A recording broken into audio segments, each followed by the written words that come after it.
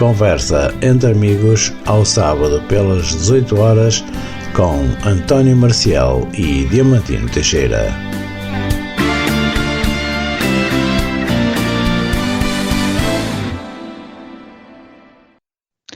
Olá para todos, muito boa tarde, sejam bem-vindos a mais um programa Conversa entre Amigos, emissão para este dia 11 de fevereiro do ano 2023. Vamos estar consigo até bem perto do sinal horário das 19 e hoje temos uma convidada aqui na Onda Nacional. Comigo vai estar o Narciso Gonçalves, que me faz companhia mais uma vez hoje. Ainda dispensamos o Diamantino, deixamos ele aproveitar para descansar, é assim, mas Narciso, boa tarde. Foi saneado o Diamantino. Pois então, muito boa tarde para todos, para ti, para a nossa convidada e para todos os ouvintes. Narciso, dizer também aos nossos ouvintes que também podem ouvir a nossa emissão em podcast, que fica disponível depois das 19 horas. Sim. E vamos então dar as boas tardes à nossa convidada, que é a Joana de Melo Moreira, secretária da Associação, e creio que não estou enganado, Associação Retinopatia de Portugal. Olá, Joana, boa tarde. Olá, muito boa tarde, está correto, Associação de Retinopatia de Portugal, vulgo conhecido também como Retina Portugal, às vezes por ser mais fácil. Queria agradecer o vosso convite e vamos então conversar. Exatamente. Joana, quem é ou para que serve a Associação Retinopatia de Portugal? Então, foi fundada em 1997, creio eu. Sim, exatamente. Portanto, já é uma associação, é uma instituição já com uns bons aninhos. Só tem 26. Exato. Bom, eu posso falar-vos aqui sobre duas perspectivas. Como eu estava a dizer há pouco, eu estou envolvida nesta associação como membro da direção há pouco tempo, mas a minha ligação com esta instituição vem desde 98, 99. Porquê? Porque nessa altura eu tinha uma possibilidade de um diagnóstico de um problema da retina muito estranho, muito raro. Portanto, desde os 10 anos de idade que me tinham detectado uma questão esquisita na retina, mas não sabiam o que era, e então eu e os meus pais começámos a consultar oftalmologistas em Portugal, fora de Portugal, porque nunca conseguíamos ter um diagnóstico certo, era sempre com muitos pontos de interrogação. E eu cheguei à Associação de Retinopatia de Portugal porque os meus pais viram não me recordo bem, no jornal, algum comentário sobre uma associação e a nossa palavra-chave que tínhamos na cabeça era retina. Portanto, eu na altura tinha bastante visão, portanto eu fazia a minha vida normal, mas comecei a ter, por causa das solicitações normais da vida, fui-me deparando com situações em que ia reparando que a minha visão estava a perder-se devagar, mas estava a acontecer qualquer coisa. Por isso eu nunca me senti impelida a procurar, por exemplo, o nome mais sonoro que havia era a CAPO. Mas a Associação de Cegos e Amblíopes de Portugal, eu não era cega, não era amblíope, de maneira que eu andava assim um bocadinho perdida no diagnóstico, porque não sabia o que é que eu tinha, e havendo esta lacuna no ponto de partida, também não sabemos o que é que vai acontecer a seguir. Portanto, se eu não sei o que eu tenho, ficamos a viver numa dúvida. E agora? O que é que se faz? Como é que isto vai avançar? Será que eu vou ficar cega? Será que não vou ficar cega? Vai ser rápido? Vai ser gradual? Tem cura? não tem cura. E a retina de Portugal, na altura, serviu-me para eu encontrar pessoas como eu e com estas respostas no sentido de encaminhamentos para médicos especialistas em retina, consultas de genética, na altura, portanto, como todas estas instituições surgem por necessidades de obter respostas, não é? E esta não foi diferente, foram pacientes e pais de pacientes com doenças de retina, doenças degenerativas da retina, que se uniram para partilhar conhecimento e para tentar aumentar esta comunidade de doenças da retina e tentar dar respostas a este, como é que eu ia dizer, a esta fatia de pacientes que não eram cegos, mas também não eram normovisuais. Portanto, abriu-se aqui o campo da baixa visão e, portanto, que já iremos voltar aqui à questão da baixa visão, mas que para mim na altura eu não me encaixava na baixa visão. Tinha bastante visão, como já referi, mas foi muito importante poder conversar com pessoas que falam a mesma língua que nós, não é? Que compreendem todas estas questões que nos começam a afligir quando começamos a perceber que está a falhar a visão e tentar chegar ao diagnóstico e perceber o que é que vai acontecer. Por perto de Joana, quem? com que idade é que começaste a sentir esse problema? Foi quando entraste para a primeira classe? Eu sempre tive aquela falta de visão típica da miopia, mas que com os óculos eu conseguia corrigir. Portanto, na infância eu tinha que sentar-me na primeira carteira para ver para o quadro, mas ia fazendo, ia vendo, conseguia. Eu comecei a sentir mais dificuldades, foi na minha adolescência, também pelas atividades em que me fui envolvendo, a nível do desporto,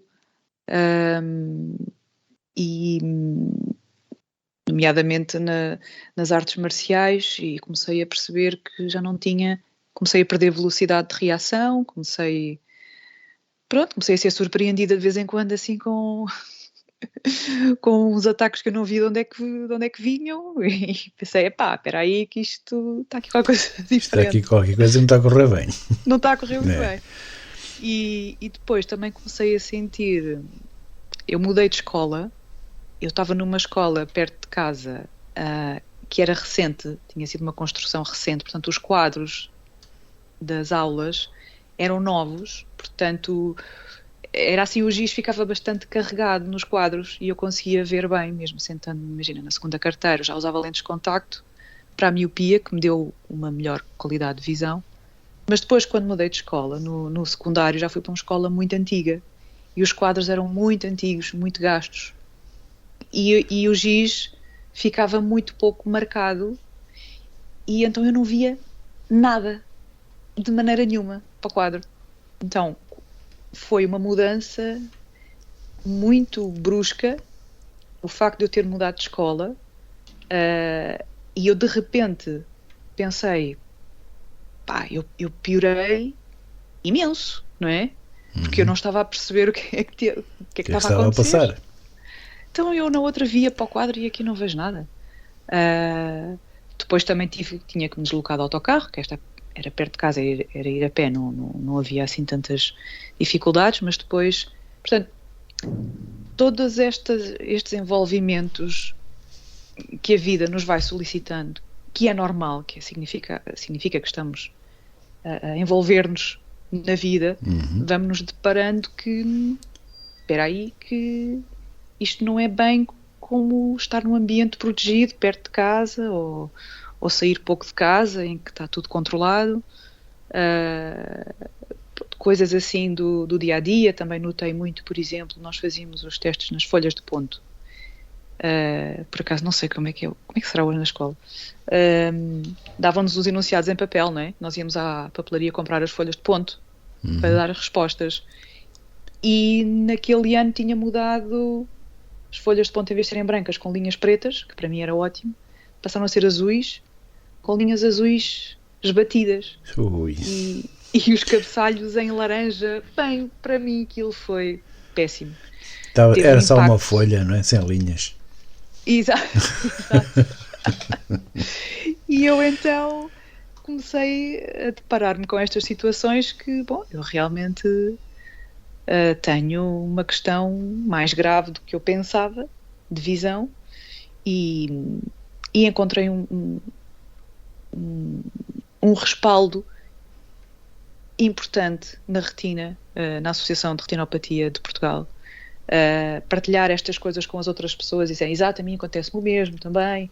Olha, como é que tu fazes para passar as portas de vidro? Olha, eu às vezes, eu fiz que estou a pensar e fiz que tenho a falar ao telefone e, bom, todos os truques para tentar, truques para tentar enganar-se a si mesmo. Enganar-nos a nós Exatamente. Próprios, né? Porque este processo de aceitação é um processo que normalmente custa, não é? Custa muito. A aceitação da perda da visão, ou de qualquer deficiência, acho eu. Acho que custa muito a aceitar, principalmente quando somos novos. E quando somos adultos, então, acho eu que ainda é pior. Eu perdi a visão com 9 anos, custou-me um bocadinho a aceitar de início, mas passou rapidamente. É tudo mais leve quando somos crianças, é tudo mais rápido. Claro que sim. Depois, quando se começa a entrar na adolescência, ou então já na idade adulta, complica muito.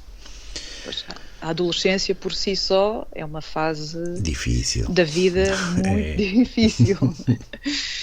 É complicado. Joana, como é que foi essa aceitação? Aceitaste bem ou pensaste o que é que vai ser agora de mim? Vou ficar por casa? Ou foste em frente e pronto, tiveste a aceitação, tiveste também o apoio também, claro, da tua família, isso foi muito importante. Sim, foi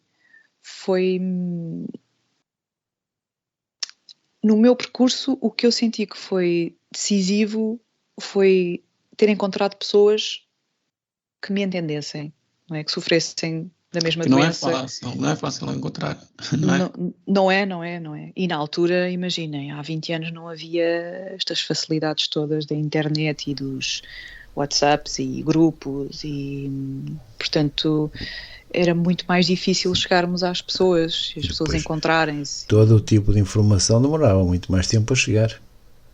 Exato. Não é? Portanto, era muito mais complicado termos a informação do que aquilo que temos agora. Sim, eram processos bastante mais lentificados. Sim, muito.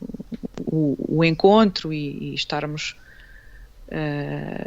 perto de pessoas com quem possamos partilhar todas estas experiências e não nos sentirmos sozinhos. Que foi isso também que eu senti na associação. Imaginem, na minha família, felizmente não há ninguém com problemas, eu sou a única, problemas visuais.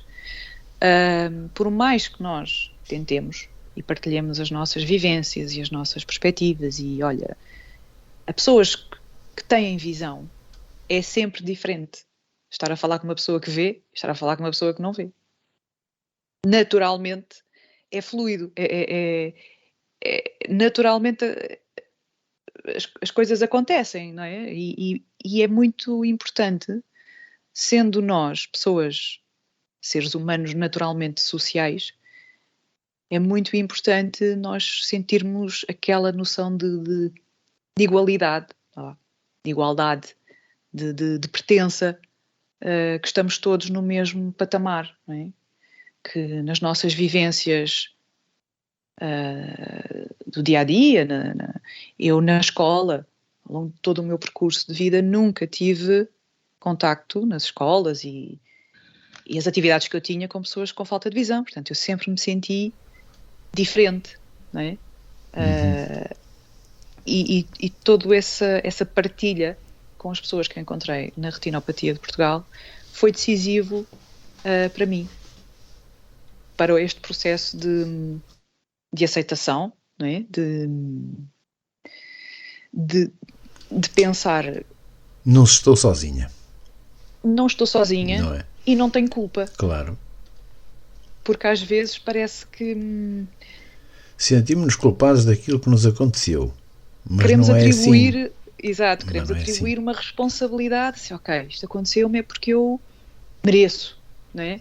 E há processos psicológicos muito complicados que as pessoas se vão deixando levar numa espiral negativa e fecham-se em casa e abandonam a vida. E depois vêm as depressões e tal e coisa, não é? Coisa Exato. que não aconteceu. Aconteceu. Tive o meu momento, portanto, todas estas fases da perda de visão durante a adolescência, portanto, foi um combinado, portanto, foi um kit. Sim. É. E então, porque eu tive que desistir da orientação do ensino que eu queria ir para desporto, mas depois a questão dos pré-requisitos, eu tinha que apresentar provas de desportos coletivos e eu não tinha capacidade para isso. E então fiquei um pouco perdida porque, lá está, tudo tem um bónus e um ónus, não é? A parte boa de nós termos objetivos bem traçados e fixos é bom porque nos dá motivação e dá-nos a força motriz para atingir esses objetivos. A parte menos boa é que, se por alguma eventualidade que fuja ao nosso controle, esse objetivo nos é toldado, ficamos perdidos, porque não temos o plano B. E então foi depois todo esse processo de ativar o plano B, não é? E agora o que é que eu vou fazer? Se eu não me interesso por mais nada, ou não sei, vamos começar a... Ou seja, é começar do zero. Exato, exatamente. Começar do zero com uma nova versão, como agora se fala, não é? Uma versão nova de ti próprio. Pronto, agora é deixa-me cá parar, porque eu precisei de parar, reunir forças, repensar tudo e procurar uma direção. Então comecei depois a procurar coisas que seriam adaptadas eventualmente ao meu futuro sem visão, porque na altura custou-me bastante entender tudo isto, porque lá está, eu ainda via bastante bem e então às vezes tinha momentos que isto está tudo errado, ainda por cima não sabiam qual era a minha variante, porque a minha variante não é a retinopatia típica, é uma diferente. Eles não sabem nada, isto ainda ninguém sabe nada disto, eu não vou perder visão, isto não... eu vejo bem, isto não vai acontecer nada, isto... Então nem sabem, o estudo genético foi inconclusivo, o primeiro, portanto isto não vai acontecer. Mas depois, à medida que a vida vai avançando, vamos notando as coisas que não é bem assim, não é? Pois. Que aí é que vem o problema. Mas há que superar isso tudo, e foi superado naturalmente. Sim.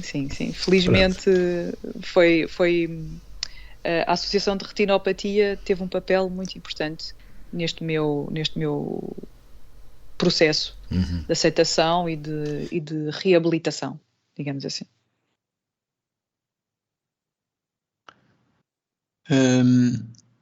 Joana, e continuaste os estudos? Sim. Eu depois, portanto, eu depois, eu naturalmente tenho alguma dificuldade em ficar parada. E então fiz um curso de massagem aqui numa escola do Sindicato de Massagem. Portanto, era uma escola que não estava preparada para pessoas com pouca visão. Então, eu acabei por abrir ali um pouco o caminho. Estive a trabalhar uns tempos como massagista, mas depois não passava do mesmo e então quis entrar para a universidade. Então consegui entrar para a fisioterapia na faculdade. Em paralelo também me formei na altura como instrutora de yoga, dava aulas também à noite. Portanto, dava aulas à noite, estudava durante o dia, mas não consegui, era muita coisa. Eu tinha que trabalhar, tinha que dar aulas à noite porque precisava de ganhar dinheiro. Os estudos não conseguia acompanhar porque era do outro lado da cidade, transportes muito difíceis e era de dia, eu vejo muito mal de dia, à noite via um bocadinho melhor. Acabei por me desmotivar, pois é o ensino público, é um dos problemas do ensino público, que sim, cumprem as leis de aceitar pessoas com deficiência e não podem dizer que não, mas depois não lhe estão dão as preparados. condições. Claro, depois não há condições. É o mal. É o mal do ensino público. E acabei por desistir, porque não havia hipótese. Mesmo tentando uma aproximação com os colegas, porque imaginem, eu tinha aulas em auditórios com 100 pessoas. Por mais que pedisse material didático aos professores, mas depois as práticas não dava, não Claro. dá. Não dá. E depois então consegui, portanto, desisti, tive ali um tempo dedicado só ao trabalho, mas eu queria continuar a estudar. E então consegui depois entrar para Psicologia, já no ensino particular, e aí tive todo o acompanhamento possível e imaginário, e foi uma experiência muito positiva, o percurso académico no ensino particular. É diferente, porque eles também, como levam muito mais dinheiro de propinas, não é? Também têm que trabalhar de outra forma, embora... Exato. Pois. Exatamente. O que é que ias perguntar, Marcial? Joana, a Associação Retinopatia de Portugal, o que é que oferece? Eu já estive a ver aqui no site, mas eu quero que sejas tu a dizer o que é que oferece a quem chega lá pela primeira vez. Então, neste momento, a Associação está a recuperar-se de um período de pandemia em que ficámos sem alguns serviços, nomeadamente as consultas de oftalmologia cessaram completamente, porque temos um consultório de oftalmologia devidamente equipado, com equipamentos de diagnóstico, dos campos visuais, dos retinogramas, embora esses equipamentos estejam já um pouco desatualizados, mas, enfim, é um gabinete de oftalmologia perfeitamente funcional, mas neste momento não temos oftalmologista para dar uso. Temos, sim, e é a nossa aposta maior, uma das nossas maiores apostas, que é a baixa visão. E por sempre ter havido falta de respostas nesta área, que é sempre, lá está, as pessoas com baixa visão não são nem carne nem peixe, não é? Não são cegas, mas também não veem bem. E então andam ali naquele intervalo de precisam de equipamentos e de auxílio óptico para toda a sua autonomia, ou lupas, ou saber trabalhar com um telefone que já tenha voz. Portanto, temos um gabinete e uma técnica de consultas de baixa visão que basicamente faz uma avaliação do resíduo visual que a pessoa tenha e depois há uma adaptação personalizada de... Imagina, mostramos à pessoa: você tem sensibilidade à luz? Tem? Não tem? Sua visão é melhor assim? É melhor assado? Temos aqui uma data de lupas e produtos, porque as pessoas depois acabam por... As pessoas com baixa visão acabam por ir desistindo pouco a pouco das coisas, ou mexer em computadores, acabam depois por ficar um pouco info-excluídas, e para estas pessoas começam a ficar às vezes mais em casa, começam a ganhar receio de sair à rua, porque ou tropeçam, vão contra alguma coisa. Nós temos, como o Marcial já deve ter reparado, nós temos agora em destaque o movimento da bengala verde, que é a bengala para pessoas que ainda veem, mas que já não conseguem ver o suficiente para detectar todos os obstáculos, que para mim, eu muito honestamente, se eu tivesse tido conhecimento da bengala verde, se calhar antes, eu uso a bengala branca já, sem problema nenhum, e é vida e vamos para a frente e não há stress. Mas eu tive ali uma fase que se calhar a mim eu tinha usado a bengala verde eventualmente, como transição. Porque quer queiramos, quer não, ainda há muitas pessoas com o estigma da bengala branca, não é? E uma pessoa que não usa auxílio nenhum na sua mobilidade, na sua vida do dia-a-dia, o máximo que usa se calhar é uma lupa, e de repente dizer que tem que usar uma bengala branca para não dar cabeçadas na rua, é um bocadinho, pode ser às vezes um bocadinho difícil da pessoa assimilar. Enquanto a bengala verde, ok, é um instrumento de orientação e de sinalização, protege a pessoa, porque a pessoa consegue detectar degraus, ou consegue detectar as portas de vidro, ou algum poste, quando a pessoa se sente mais insegura, porque a pessoa é livre, não é? Como é óbvio, para usar a bengala quando quiser e recolhê-la quando não a quiser.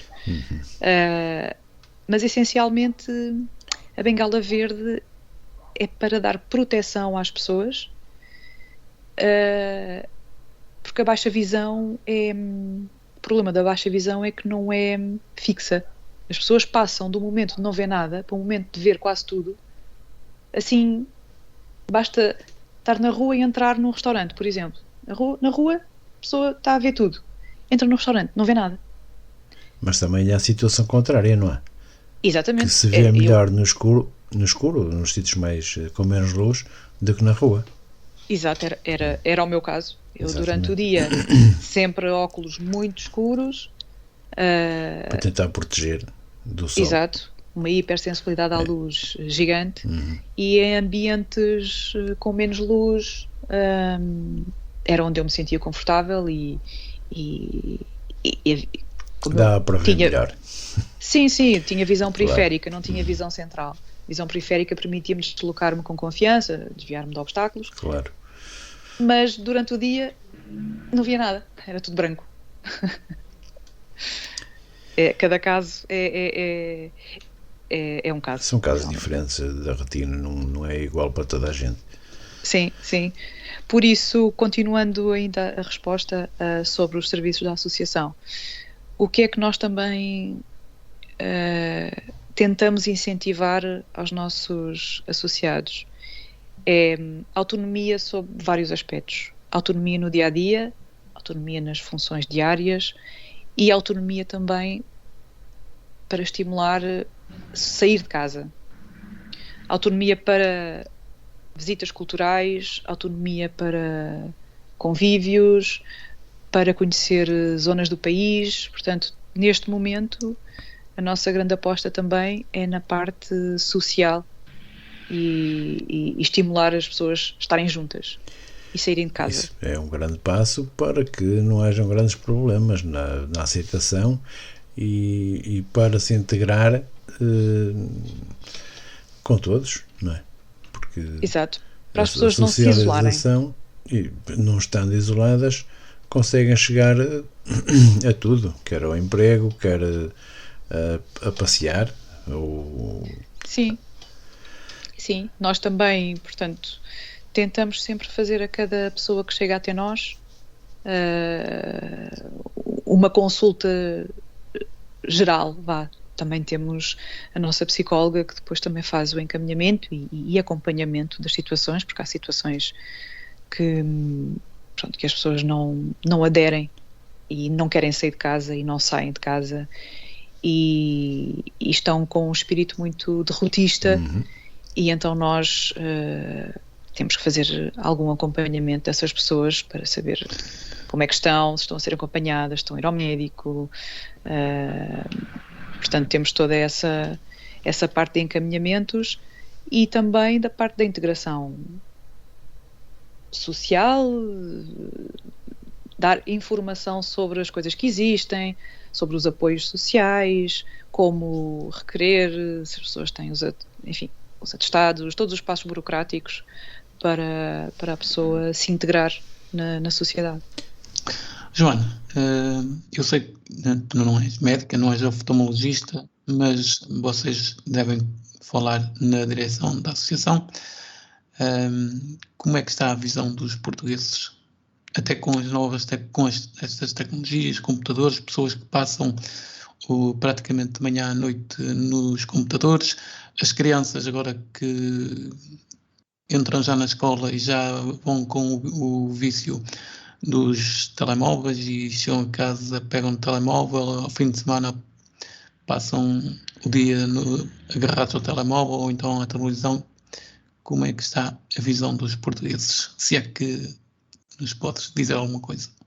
Isso é uma pergunta muito interessante e muito pertinente, porque realmente os números que têm sido revelados e publicados são preocupantes. Joana, só uma parte, até porque já há muitas crianças a usar óculos, não é? Pois, justamente, enquanto se nós pensarmos há 20 anos, em que usar óculos nas crianças era, há 20, há 30, não era uma coisa comum, portanto, havia todo também uma questão da estética, não é? Os miúdos, era raro ver miúdos a usar óculos e quando havia, coitados, sofriam muito porque eram raros, não é? Hoje em dia o que se vê é justamente isso. É normal haver uma visão comprometida, não é? A visão não está saudável. Pelos hábitos da sociedade moderna, não temos como fugir a isto. Uma pessoa, para poder conservar, não é? Ter uma higiene visual mínima, devia fazer uma paragem, olhar para o computador. Agora não me lembro, mas acho que a cada 20 minutos a pessoa devia desfocar a visão do monitor e olhar para longe. E às vezes são focar horas uma imagem e horas. ao longe. E são, não é? Portanto, é impossível a visão permanecer saudável. Hoje em dia, cada vez mais, toda a nossa vida gira em volta de monitores, não é? As pessoas saem do trabalho 8 horas em frente a um monitor. Hoje em dia, então, com toda esta questão do teletrabalho, as reuniões já são digitais, não é? Em frente a um computador, já não há reuniões, entre aspas, não é? Presenciais, já não há a presença física da pessoa, em que agora está tudo intermediado por monitores, e isto compromete inevitavelmente a qualidade da visão dos dias atuais. E depois também temos aquele problema de não querer aceitar ter que usar óculos. Pois. Pois é. Muito boa gente que... óculos não gosto. Sim. Mas tem que ser. Pois, exato. Se quiserem tratar dos olhos a tempo, há que os usar. Sim. E ter práticas de prevenção, não é? Sim, é importante. E aqui faz falta também haver mais alguma divulgação sobre a saúde dos olhos, que há exercícios oculares que se podem fazer para ir prevenindo a vista cansada, os olhos ressequidos, depois aos incómodos, todos associados aos olhos secos. E ainda há uma falta de divulgação de informação nesse âmbito. Há pouca informação nesse sentido, sim senhor. Sim. Podes continuar, Narciso. Não, eu não ia perguntar. Eu estava a ver se tu fazias a pergunta. Não, podes continuar. Agora é a pergunta difícil? Não é perguntas não há difíceis. perguntas difíceis. Joana, vocês na associação têm, por exemplo, vocês têm formação, por exemplo, cursos para, por exemplo, como tem a CAPO e outras associações? Neste momento, sim, já tivemos. Eu frequentei a primeira turma de... como é que se chama? De TIC? É assim que se... TIC, não é? TIC, é. Com software de voz, na altura, Mas depois, portanto, tivemos ali uma altura de formação, entretanto interrompeu-se. Atualmente vamos retomar a formação, mas não é para o público em geral, é uma formação específica para técnicos e pessoas envolvidas nas prescrições dos produtos das ajudas técnicas. Ou seja, às vezes as pessoas que iniciam o processo de ajudas técnicas nem têm que ser aconselhadas, não é? Porque as pessoas não sabem, desconhecem os produtos que existem. Os produtos também vão sendo atualizados, portanto o que havia há 10 anos agora já há um novo melhor, etc. E durante as entrevistas que são feitas, que eu agora não me recordo quantas são 2, 3, sei que há momentos que o utente tem uma entrevista com um técnico, por exemplo, um técnico de informática da ACAPO, tem com, não sei, alguém da Segurança Social, eu não me recordo como é que se processa exatamente, mas estas formações que vamos fazer agora na Retina Portugal é para fornecer informação atualizada sobre os produtos e sobre as condições visuais das pessoas, porque não adianta estar a sugerir e a prescrever a uma pessoa com alguma idade, que tenha degeneração macular pela idade, por exemplo, uma pessoa de 80 anos estar a fazer a prescrição de um portátil com OCR, não é? Ou com o leitor, com estes ampliadores que fazem tudo sozinhos, só falta tirar cafés, não é? Tem que haver Lá chegaremos. Tem que haver tem que haver prescrições adequadas, até porque isto são recursos, não é? São recursos do Estado, que são materiais muito caros, como vocês devem saber, e não podem ser mal prescritos, porque depois, se não são utilizados, são coisas que não são fáceis de dar seguimento, não é? De vender ou de oferecer, porque são equipamentos extremamente específicos. Portanto, neste momento, claro, a Retina Portugal está com esta formação técnica. Mas é mesmo aos técnicos, aos prescritores ou a quem inicia o processo? É mais direcionada para Exato, é mais direcionada para prescritores. Sim. Para os utentes, à partida, as consultas de baixa visão servem para isso, até para as pessoas experimentarem os produtos. Sim. Agora, não, eu dizia isto porque, pronto, os processos normalmente iniciam-se com suponho que assistente social, depois... Sim, para essas pessoas também. Sim, desculpe, tinha percebido mal. Sim, é para essas pessoas. Primeiro é pelo assistente social, depois irá assim ao técnico prescritor da entidade prescritora de quem que faz a coisa. E depois também existem alguns produtos, eu não sei porquê, também agora. Mas todos os produtos de ajuda técnica têm um código ISO, certo? Certo, mas há uns que têm que ser prescritos por um médico. Sim. Há outros que não. Certo. E isso eu não sei porquê, também é o que é. Mas eventualmente tem que ter o aval médico. A história dos telemóveis, por exemplo, para os cegos tem que ter o aval de um oftalmologista, porque senão não são prescritos. É? É. O telemóvel? Sim, olha, não sabia. Pelo menos é um bocadinho assim. É esquisito, mas pronto, acho que não faz sentido. Não faz sentido nenhum, mas pronto. Mas tens de ir ao oftalmologista para ele te prescrever, ou seja, para ele te dizer que sim, que és cego e que tens que ter um telefone com um leitor de ecrã. Se eu já tenho uma certidão multiusos com a percentagem de incapacidade. Sim, e claro, não é? Acho que isso que chegava, não é? Deveria chegar. Oftalmologista Mas atenção, não é qualquer oftalmologista. Não. Eu fiz o processo e eu estou-me a lembrar. Tem que ser oftalmologistas indicados pela Segurança Social. Exatamente. portanto não pode ser não pode ser o meu médico normal, o meu oftalmologista normal, tem que ser indicado pela Segurança Social, ponto. Exato, porque são menos corruptíveis, enfim, olha, isto é tudo uma olha que não coisa... são menos, porque eu quando precisei de tirar, eu tirei a certidão multiusos em 2000. Sim, mas não é desse que está a falar. Eu sei, mas tive que pagar 100 euros, não foi assim, não me ficou barato a brincadeira. Eu nunca paguei nenhum pela certidão. É incrível. Mas tu tens médico dos olhos, eu não. Quer dizer, o atestado multiusos. Sim, espera aí. Realmente é verdade. Eu fui a um oftalmologista no Hospital da Luz e disse: doutor, eu preciso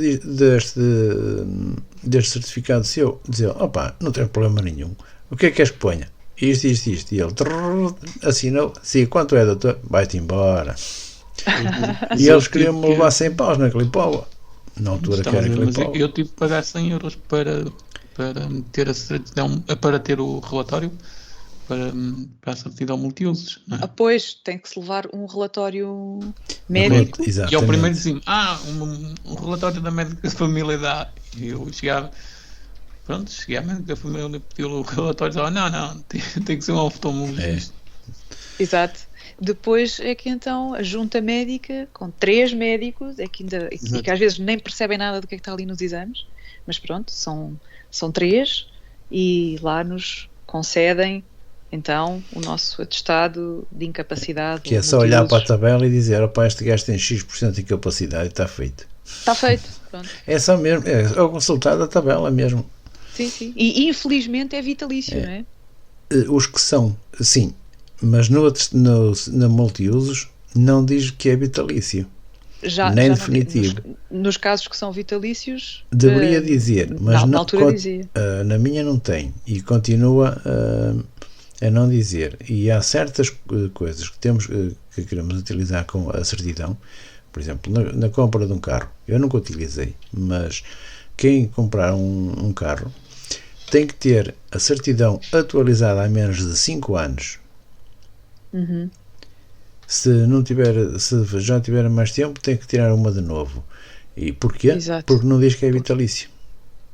Certo. Estes preciosismos burocráticos, chatos, pronto, não temos como fugir deles. Só por isso. Lá podia dizer capacidade permanente ou definitivo ou qualquer coisa.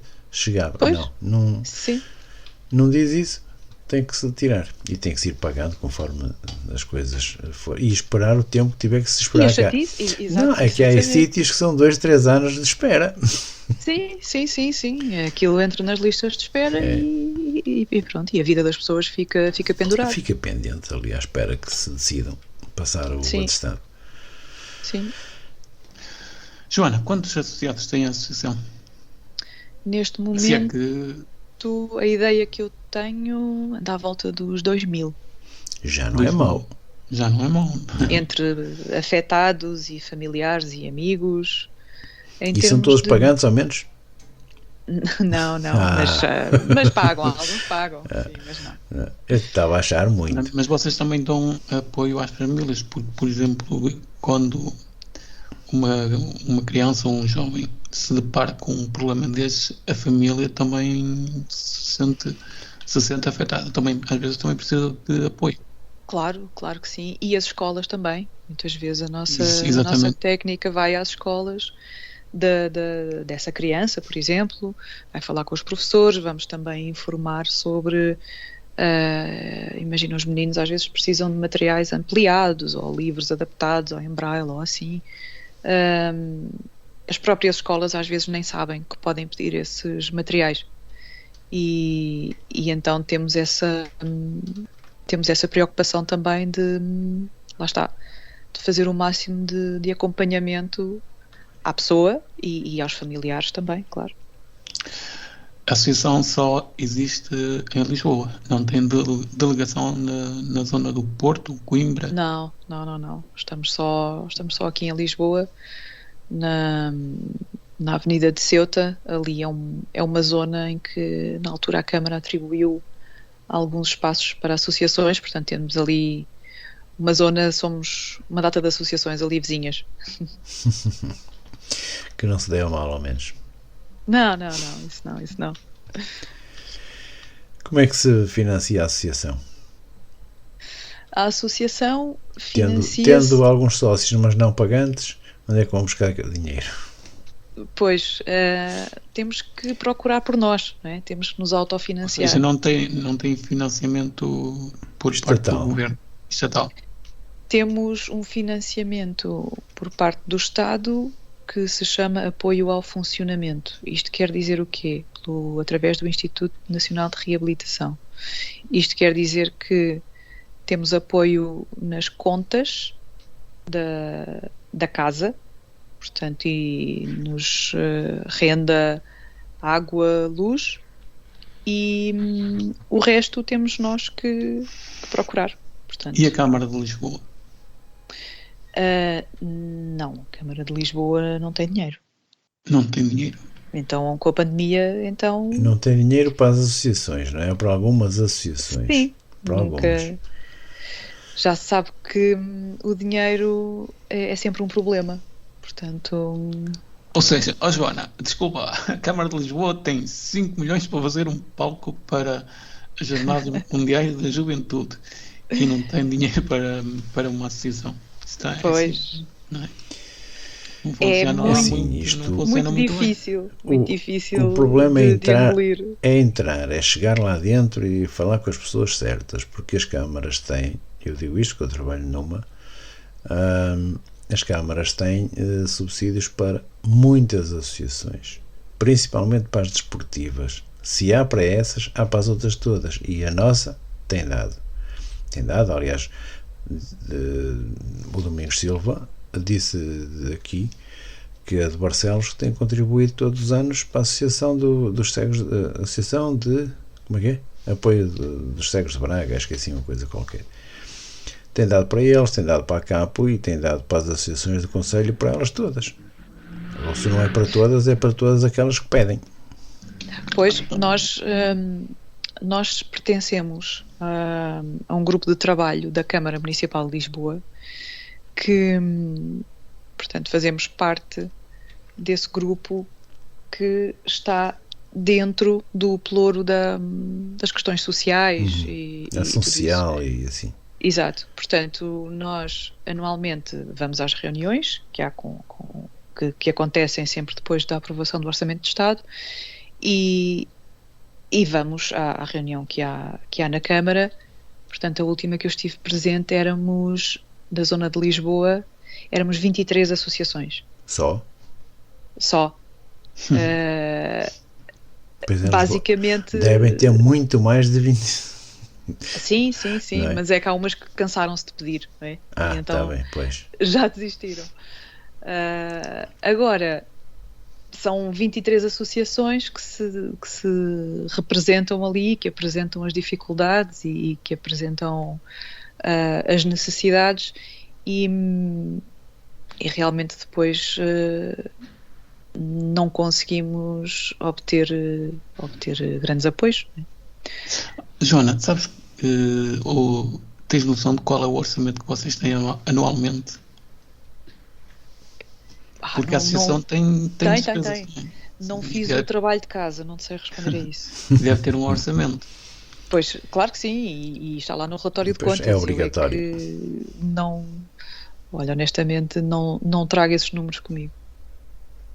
Mas posso enviar a posteriori para consulta. Não vale a pena isso. Não. Era mais por uma curiosidade para os ouvintes ouvirem ou saberem também. Basicamente, o nosso principal, neste momento, um dos nossos principais financiadores é o INR, o Instituto Nacional de Reabilitação, que nos ajuda nos projetos que nós temos de férias à vista. Todos os anos organizamos férias pensadas para as pessoas com falta de visão poderem ir sozinhas, não é? Temos o fim de semana inclusivo também. Temos assim algumas iniciativas e que são estas as mais visíveis, são as que são as diretas para os nossos associados. Depois temos algum trabalho de bastidores que é um trabalho só nosso. Por exemplo, terminámos um projeto no ano passado, também do INR, que era o projeto Remover, que, deixa cá ver se eu digo tudo certinho, que fizemos um trabalho em alguns distritos do levantamento do que é que estava mal, basicamente, em termos de acessibilidades em espaços culturais públicos. E como então tivemos que ir a alguns sítios, Joana, algumas cidades. Não é melhor perguntar o que é que está bem? Pois, é aí que eu vou chegar, porque tivemos surpresas agradáveis, mas, assim, é um trabalho gigante que há por fazer. Mas tivemos alguns sítios que ficámos agradados. Por exemplo, agora assim de memória, eu estou-me a lembrar do Museu de Leiria, que falta pouco para estar perfeito. Tem guias deve ser no das chão. poucas coisas. Sim. Tem guias no chão para irmos com a bengala, tem os mapas em braille, tem ali umas questões a afinar, mas pelo menos vemos que há uma preocupação com toda esta questão de tornar os espaços acessíveis e o nosso objetivo foi fazer esse levantamento para depois fazer chegar o relatório, não é? Os resultados desse projeto, fazer chegar às entidades interessadas, portanto, aos próprios espaços e às autarquias. Para que tentem melhorar. Sim.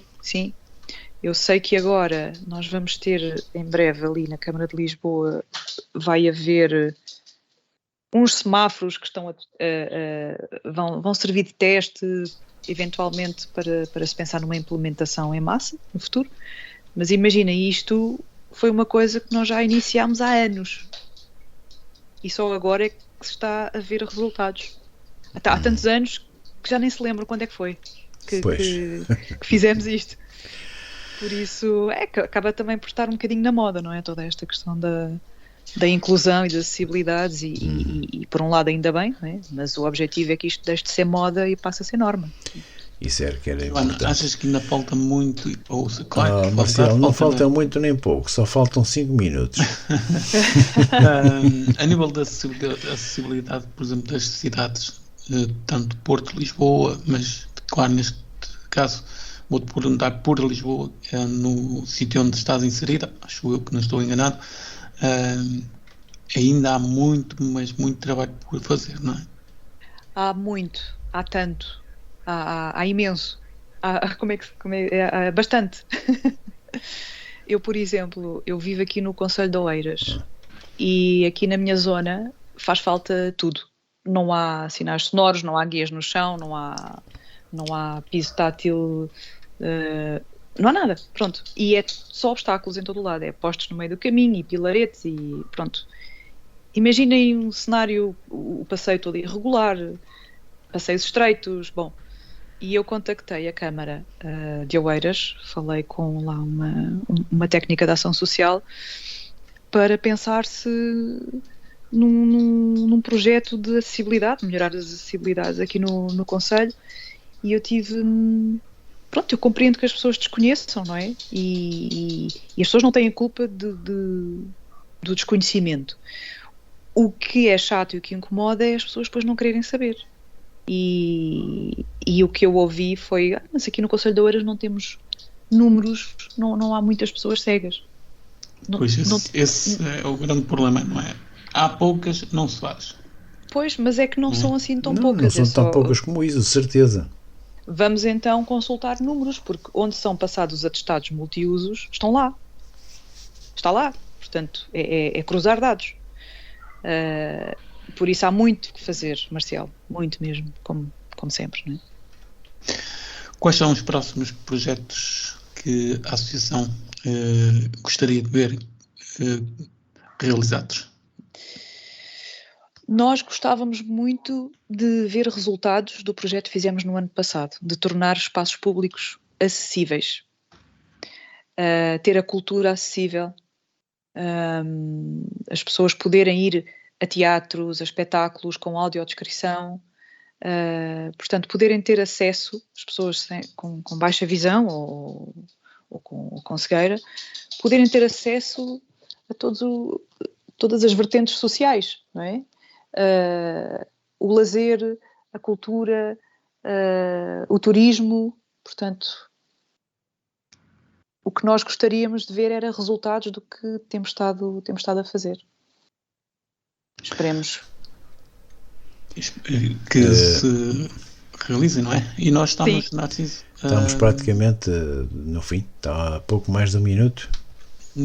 Joana, não sei se queres deixar uma palavra aos nossos ouvintes. Gostava só de dizer que... E se tiver alguma coisa que temos não foi mesmo falar, só um minuto. Sim, aproveita, pronto. tens um minuto.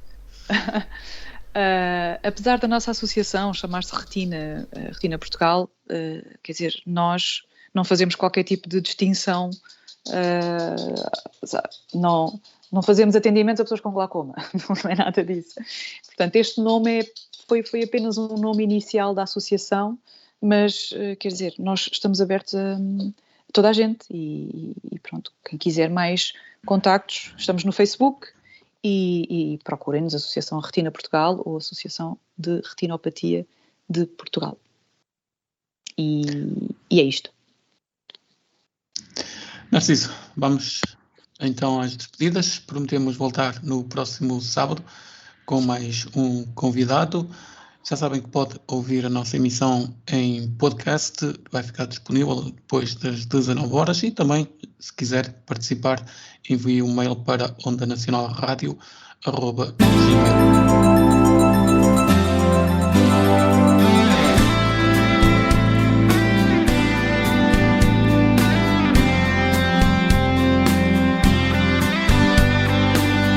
Conversa entre amigos ao sábado pelas 18 horas com António Marcial e Diamantino Teixeira.